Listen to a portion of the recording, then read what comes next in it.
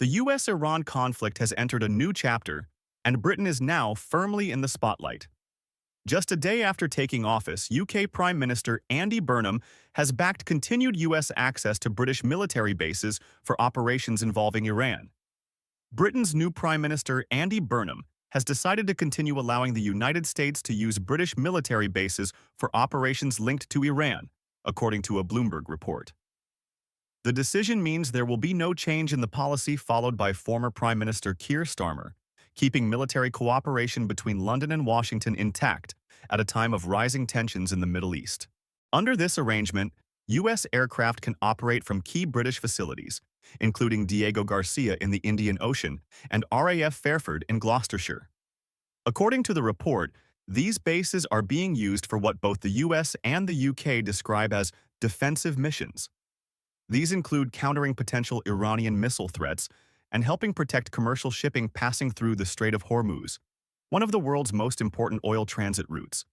Bloomberg, citing people familiar with the matter, reported that before leaving office, Keir Starmer chaired a meeting of senior ministers and security officials to review Britain's position after U.S. military operations against Iran resumed earlier this month.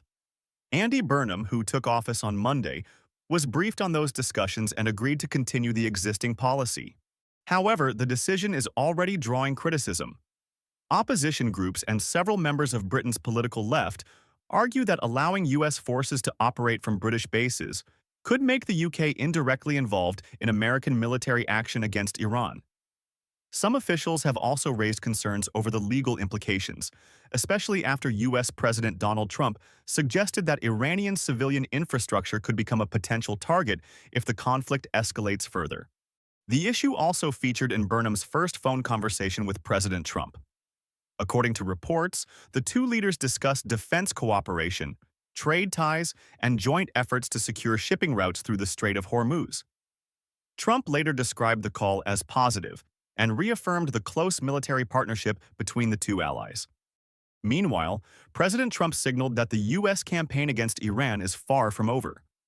Speaking at the White House during a meeting with Lebanese President Joseph Aoun, Trump said the United States was not finished with Iran.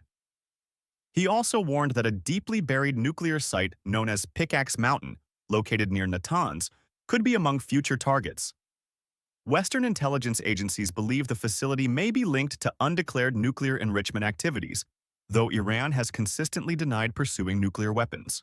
Trump further claimed that the damage already inflicted on Iran could take decades to rebuild.